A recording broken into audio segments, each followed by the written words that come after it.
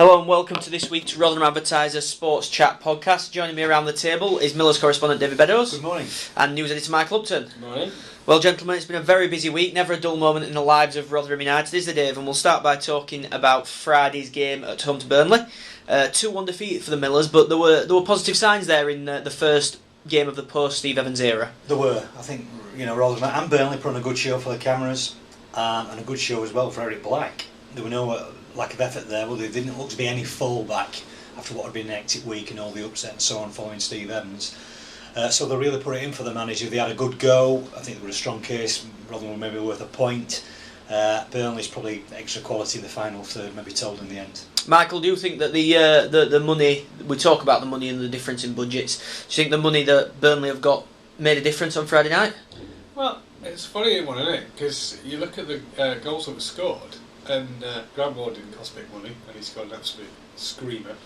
And the goal that decided the end was a really scrappy one. It just wasn't cleared up at the near post, so I'm not sure it was down to the money. It was just one of those instances that can go either way.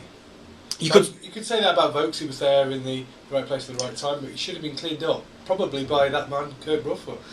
You could see, couldn't you, Dave, that players like Joey Barton, they're the players that make the difference at this level, and Burnley had one or two of them who could just possibly hold onto the ball and look after it a little bit better than Rotherham could. Did. I mean, he sat in Barton and he didn't do much running, but he was spraying it around. He'll a Premier League player, didn't he? But name sort of thing.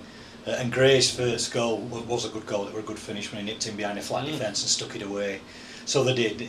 You can say, they're going to be top 4, top 5, aren't they? Looking forward then. Looking forward then, obviously a lot of the debate around Rotherham United has been entrenched in the search for a new manager.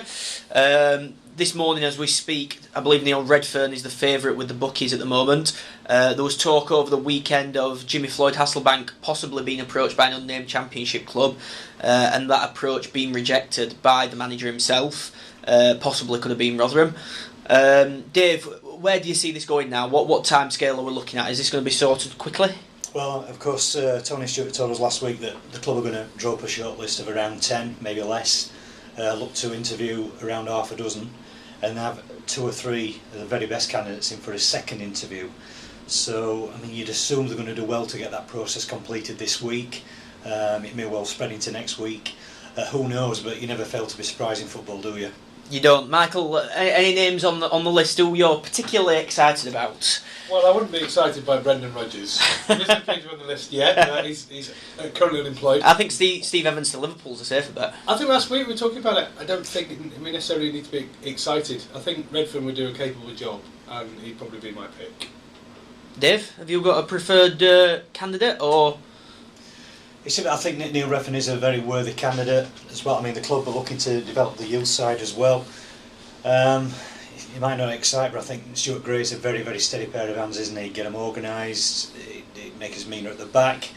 But it depends, there's 56 names in this frame, isn't there? And you can, stick a pin in it, sort of, who we're going to go for. And it might be someone who hasn't applied for the job. Well, what I'd like to pick up on there is that I don't know if the listeners have or haven't had their say, but we've got so many names on our website poll, and the spread of people's support is very wide. It just goes to show there's a lot of people out there who might want the job, and a lot of people there who may not get it. Well, I think there's a lot of managers who are out of employment at the minute who all have different styles. So it depends on what the fan wants to who they're drawn to, and naturally that's the same with Tony Stewart, isn't it? It depends what he's looking for, whether he wants to keep up with this brand of attacking gung-ho football that Steve Evans sort of introduced a few years ago, or whether maybe he wants a little bit more of a methodical approach this time and have things a bit calm, doesn't it, Dave?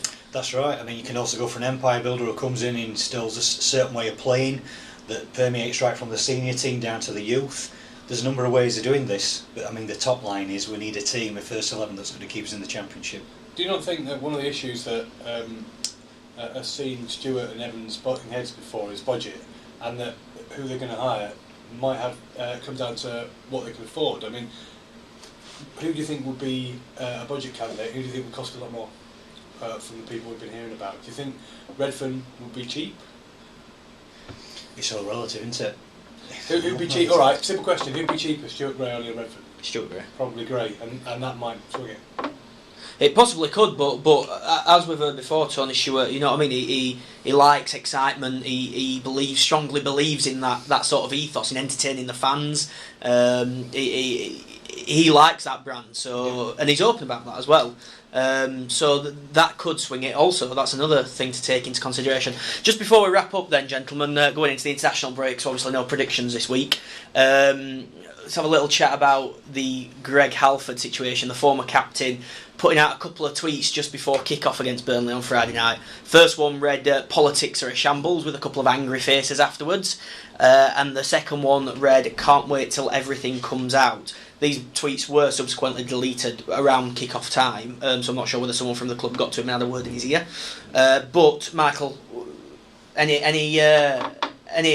theory behind the madness? I think it's just bizarre. I mean, it could just be as simple as frustration that there's essentially a new manager, a caretaker manager, and he still doesn't want to give him a shout.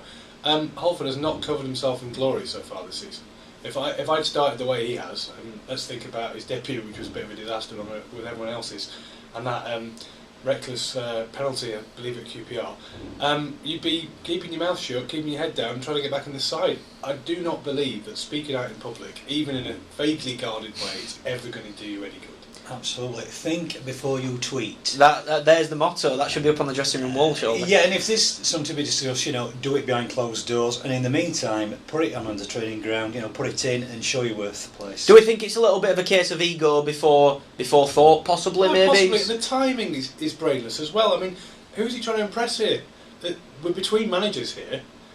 All right, if you're not getting in, you agitate for a move, the new manager isn't someone who fancies you, fine. But under a caretaker manager, it's just completely bizarre. Yeah, it's a delicate time, isn't it? And he's got a clean slate, and he's starting in a week or two's time to impress the new man. But if he sees them tweets, he might not be too impressed before he gets here. Right, gentlemen, thank you very much for your time this morning. Remember to look out for the Match magazine, free every Monday on the Rotherham Advertiser website. Make sure you pick up your copy of the Advertiser on Friday. All the news, interviews and stats regarding the Millers and much more for just 80p. Thank you very much for listening.